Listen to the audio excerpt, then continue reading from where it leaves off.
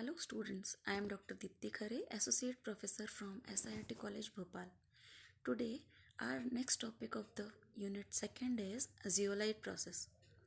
Zeolite process is a softening process. In this process we use zeolite bed to soften the water. Zeolite process is also known as permuted process as zeolite is hydrated sodium aluminosilicate. So zeolites are also known as permutates. Zeolite having capacity to exchange its sodium ions with hardness causing calcium and magnesium ion. The chemical formula of the zeolites are Na2O, Al2O3, XSiO2, YH2O, where the value of X varies from 2 to 10 and Y varies from 2 to 6. There are mainly two types of zeolites. These two zeolites are natural zeolite and synthetic zeolites. Natural zeolites are non-porous, and the example of non-porous zeolite or natural zeolite is natrolite, whereas synthetic zeolites are porous and possess gel-like structure. These zeolites are prepared by heating china clay, feldspar and soda ash together. These zeolites have high exchange capacity per unit area.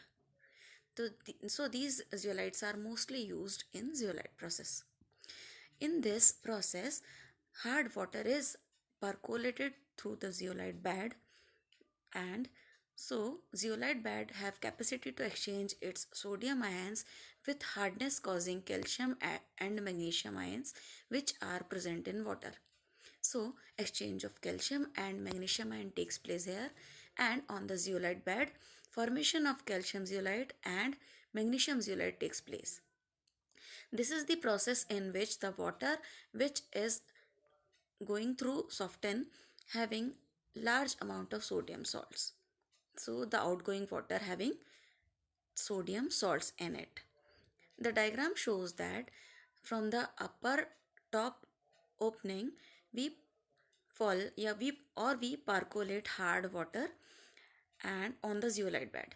Zeolite beds have sodium ions to exchange with the calcium and magnesium ion. These ions exchange and the bed get converted into calcium zeolite and magnesium zeolite, whereas the water which is flowing through the bed contains sodium ions in large amount. The reactions takes place on that bed are here Na2Ze that plus CaHCO3 whole twice forms CaZe plus 2NaHCO3. This is the reaction in which sodium zeolite bed reacts with the calcium and magnesium temporary hardness. Formation of calcium zeolite and magnesium zeolite takes place on the bed and the water having sodium bicarbonate ion in it. Similarly, the water if have permanent hardness like calcium chloride, magnesium chloride, calcium sulfate, magnesium sulfate, they reacts with sodium zeolite and the formation of calcium zeolite, magnesium zeolite takes place on the bed, and water which is flowing through the bed contains sodium chloride ions, sodium sulfate ions, and this is the water having such type of acidic impurities. After some time, when all the sodium ions are exchanged through the hardness causing calcium and magnesium ion, the bed is exhausted and it stops its softening capacity.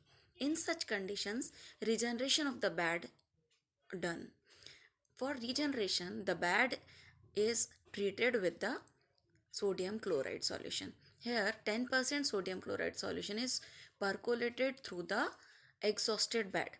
The reaction takes place is calcium zeolite or magnesium zeolite which retains on the bed reacts with sodium chloride and the formation of sodium zeolite takes place on the bed and the washings contains calcium chloride and magnesium chloride. These calcium chloride and magnesium chloride impurities are taken out through the sink. This is the process in which we get the water of hardness up to 10 ppm. So the advantages of this process is this is the process which removes hardness almost completely. Only remaining hardness or residual hardness is 10 ppm. This equipment is compact and occupies small area. No impurities are precipitated in this process, so the sludge so the process of sludge decomposition or sludge disposal is not there. This process is automatically adjusted, therefore no skilled supervision is required. This process required less time for the softening, and this is a good process than lime and soda process. Disadvantages of this process are that in this process only calcium and magnesium ions exchange takes place. Only calcium and magnesium ions takes place, and the remaining salts are acidic ions, that are chlorides and sulfates. Bicarbonates ions are remaining in the water. In this water, if the turbidity is present, then this water is not efficiently treated with the zeolite process. These are the disadvantages of this process, and we cannot get the water of 0 ppm hardness by this process. The water with 10 ppm residual hardness is obtained from this process.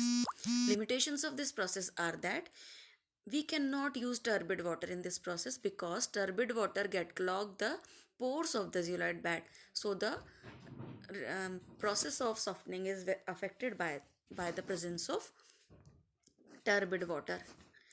Also, we cannot use the colored ions in this process because colored ions form the zeolite bed inactive, which cannot be regenerated easily. So before using water, hard water on that bed, we should remove turbidity from that water, and also the colored ions like magnesium and iron from the water to get effective softening of the water. So this is all about the zeolite process. Thank you.